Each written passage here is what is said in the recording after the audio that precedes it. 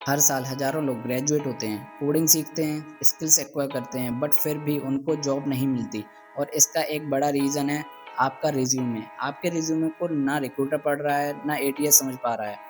Fancy designs तो बनाई हुई हैं, बट कीवर्ड्स ही नहीं हैं। फ़ोटोज़ तो लगाए हुए हैं, बट स्किल्स नहीं हैं। आज के वीडियो में मैं आपको स्टेप बाय स्टेप सिखाऊँगा कि एक रिज़्यूमे कैसे प्रोफेशनल, एटीएस फ्रेंडली और ग्रामेटिकली करेक्ट बनाया जाता है। और ये वीडियो ख़त्म होने के बाद आप अपना रिज़्यूमे खुद ऑप्टिमाइज़ कर पाओगे बिना किसी की हेल्प किए। सबसे पहले बात करते हैं हमें एक रिज़्यूमे बनाते समय किन-किन बातों का ध्यान रखना चाहिए। सबसे पहले हमें एक टेक्स्ट स्ट्रक्चर का ध्यान रखना चाहिए।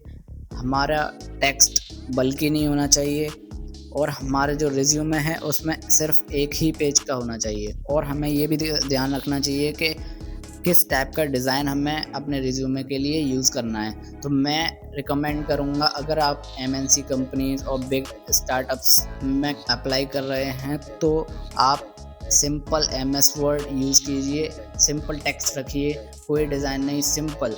बिकॉज़ वहाँ एटीएस आपके डिज़ाइन नहीं देखता, वहाँ पर सिर्फ़ कीवर्ड्स देखे जाते हैं और जब रिक्रूटर बड़ी एमएनसीज़ में चेक करते हैं तो वो भी सिर्फ़ कीवर्ड्स पर ध्यान देते हैं। बट जहाँ हमारी स्मॉल स्टार्टअप्स, स्मॉल कंपनीज़ होती हैं, वहाँ पर हमें एक डिज़ाइन रिज़्यूमे यूज़ करना चाहिए क्योंकि वहाँ मैन्युअली चेक होता है। मैन्युअली डिज़ाइन रिज़्यूमे आपका फर्स्ट इंप्रेशन बनाता है अपने एचआर पर। सो मैं सजेस्ट करूँगा, अगर बिग कंपनी है तो आप सिंपल एमएस वर्ड यूज़ कीजिए। अगर स्मॉल कंपनी है, वहाँ मैनुअल चेकिंग हो रही है तो उसके लिए अपना कैनवा या किसी और टूल से स्टैंडर्ड डिज़ाइन टेम्पलेट यूज़ कर सकते हैं और बना सकते हैं अपना रिज़्यूमे।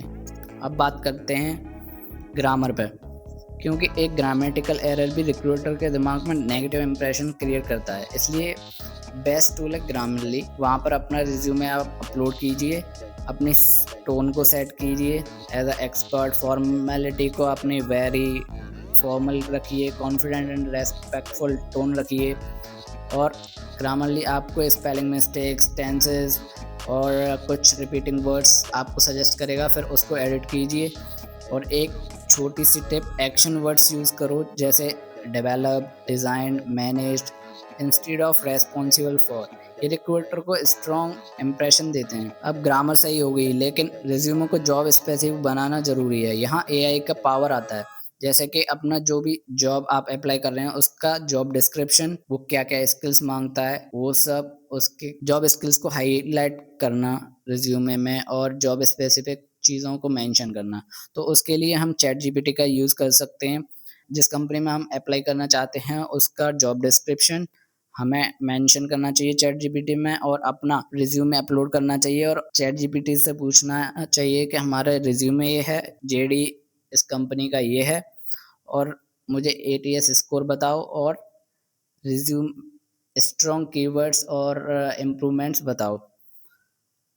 इस प्रोसेस के बाद आपका रिज्यूमे एटीएस के लिए कीवर्ड रिच बनेगा और रिक्रूटर को इम्प्रेस करेगा। इसके साथ-साथ हमें रिज्यूमे के स्ट्रक्चर पे भी बहुत ध्यान देना चाहिए। जैसे हेडर पार्ट में हमें नेम, ईमेल, लिंक्डइन, गिटहब और बाकी इम्पोर्टेंट लिंक्स को जॉइन करना चाहिए। अपना एक्टिव फ़ोन नंबर देना चाहिए।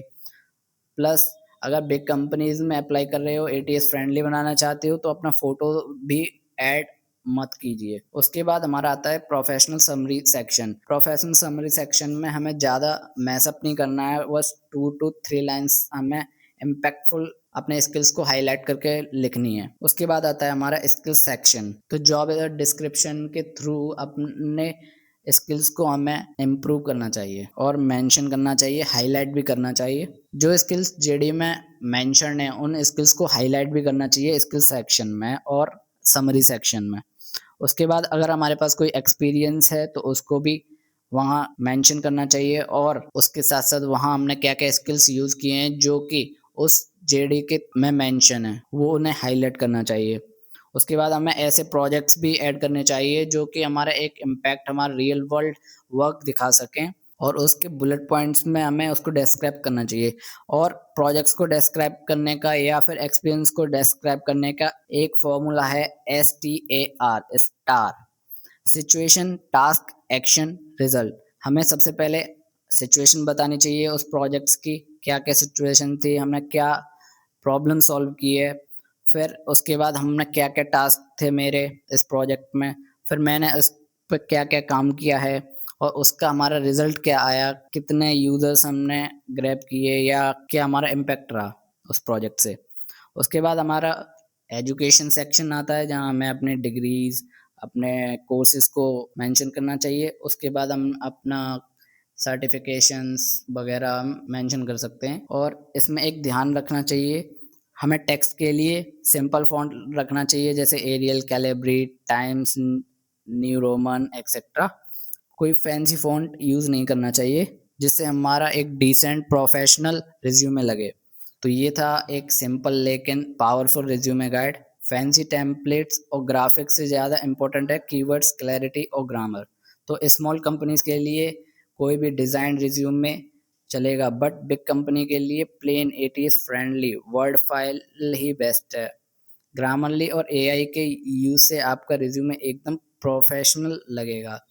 अब कमेंट करो कि आपने अपने रिज़्यूमे कभी एटीएस के लिए ऑप्टिमाइज़ किया है? अगर नहीं तो अभी करो, वरना शायद आप इसी वजह से जॉबलेस हो। वीडियो पसंद आया? लाइक करो, शेयर करो और नेक्स्ट वीडियो में मिलते हैं। Thank you for watching. Bye bye.